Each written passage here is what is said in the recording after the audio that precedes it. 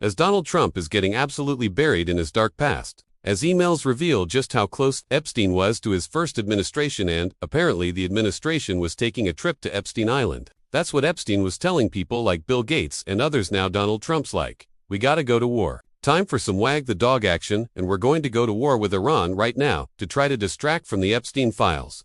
And two things are happening at the same time right now. There's a confluence of factors here. So you have Congress shutting down. MAGA Mike, Senator Thune, saying that Congress will be in recess for 10 days. So, Congress can't do the work and oversight that it's been doing such a great job at. And then you have Donald Trump posting videos and photos of aircraft carriers heading to Iran. Another aircraft carrier group there.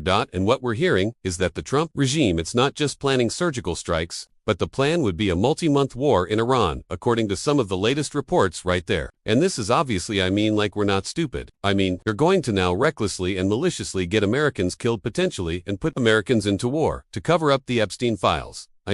Just look what Donald Trump's been saying over the past 48 hours about going to war. He took a trip to Fort Bragg. I did a whole video on this Fort Bragg, North Carolina trip, which just, utter insanity. But while he was doing that, and before and after, he was speaking with the press, and they asked him, do you want regime change in Iran? He's like, yeah, I want regime change.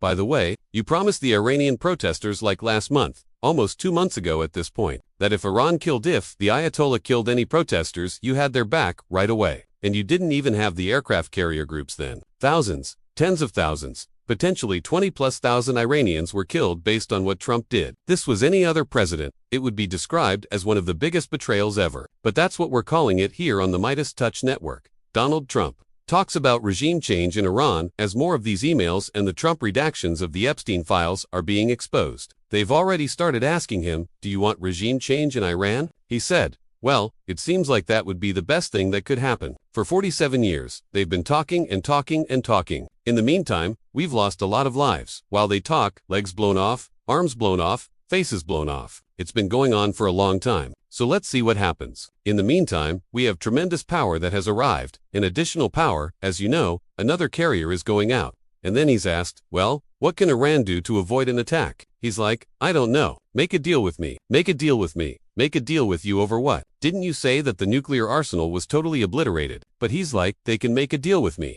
He said, give us the deal that they should have given us the first time. If they give us the right deal, we won't do that. But historically, they haven't done that. I will say they want to talk, but so far they do a lot of talking and no action.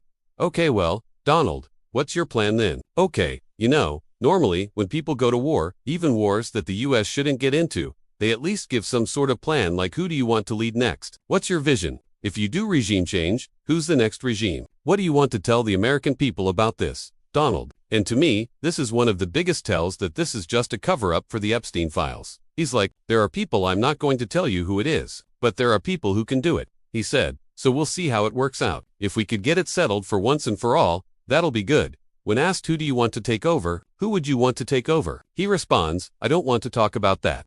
And then the reporter asks him a good question and says, look, you said that you obliterated all the Iranian nuclear sites. So if it's all obliterated, why would you have to go back to war to obliterate it if it was already obliterated last June? That doesn't really make sense. Donald Trump responds, well, you could get whatever the dust is down there. That's really the least of the mission. If we do it, that would be the least of the mission. But we, probably grab whatever's left. It has been obliterated, as you know. Yeah, it doesn't make sense because he's a freaking liar. And you want to know some of the other tells about what's going on here as well. You have people like Massey and Connolly who are responsible for getting these Epstein files out there, who are truly courageous, especially when it comes to the Epstein file stuff. They are fearing for their life right now, so just put all the factors together. MAGA Mike shuts down Congress. We're in a partial government shutdown mode right now.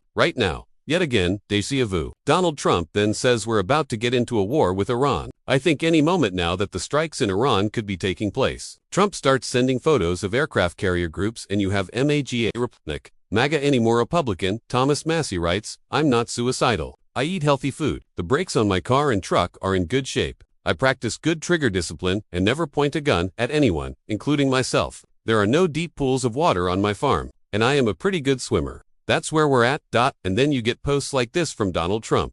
It just goes to show you, he's going to try to block voting in the mid. He goes, the Democrats refuse to vote for voter ID or citizenship. The reason is simple. They want to cheat in elections. Then Donald Trump goes, there will be voter ID for the midterm elections, whether approved by Congress or not. I so declare. Also, the people of our country are insisting on citizenship and no mail-in ballots with exceptions for military, disability, illness, or travel. Thank you for your attention to this matter. Then he posts another one that's just as long. I mean, look, I didn't want to read this. It's so utterly deranged. Here was an article from the Bulwark that I like, and we've been talking about this at the Midas Touch Network for some time. Trump promised $5,000 Doge dividend checks, $2,000 per household stimulus checks, savings from government healthcare spending, but none of them materialize because he is a fraud in everything he does. And instead, Donald Trump sends emails like this. As we posted, Trump also constantly sends scam emails like this one to his supporters, dangling promises of Doge or tariff rebate checks. But when you click on the link, it tells you to give money to Trump.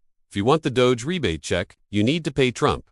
And then he doesn't give you the Doge dividend check. It is all one big fugazi. And again, you want to see more signs of him wagging the dog and trying to avoid talking about the Epstein files. Yesterday, he was like, "We're going after Greenland again. I'm negotiating to take over Greenland."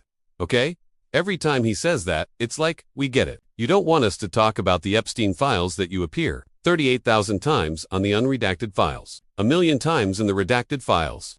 Greenland doesn't want Europe controlling them anymore. What's his message to them? I think Greenland's going to want us, but we get along very well with Europe. We'll see how it all works out. We're negotiating right now for Greenland. Love Governor Noem, making posts like this. Breaking, Kristi Noem blanket, reveal. Because as I'm sure you know now from the reporting of the Wall Street Journal, and we talked about this yesterday, people believe that Kristi Noem's having an affair with Corey Lewandowski. They don't really hide it, apparently. They're like making out with each other in public, according to sources. Allegedly, I'll make it very clear. Allegedly is what's out there, in my opinion. Allegedly. And apparently it's part of what would go down when a Coast Guard pilot, forgot to hand Kristi her blanket. They fired the Coast Guard pilot, but then they realized they didn't have a pilot, so they had to rehire the pilot. I mean, it is so utterly bizarre. I'm going to do a whole other video on the Munich conference. But it's worth pointing out as well that Marco Rubio canceled his meetings with Ukraine that were supposed to take place. The big Ukrainian meetings with Europe, Rubio canceled. And then, as Carl Quintanilla writes, it's been that kind of week. Here are some of the headlines from this week. Americans with higher incomes are starting to fall behind on payments. Rising debt levels and more missed payments pushed financial stress gauge to its highest level ever. US consumer delinquencies are at their highest since 2017. U.S. businesses and consumers are paying 95% of tariffs costs, according to the New York Fed. And middle class Americans are struggling so much to afford rent that they are selling their plasma to make ends meet. And the donation of plasma industry, that's where jobs are being created. Right now, because Americans can't afford anything, so they're giving their plasma away. So there you have it, folks. Let me know what you think.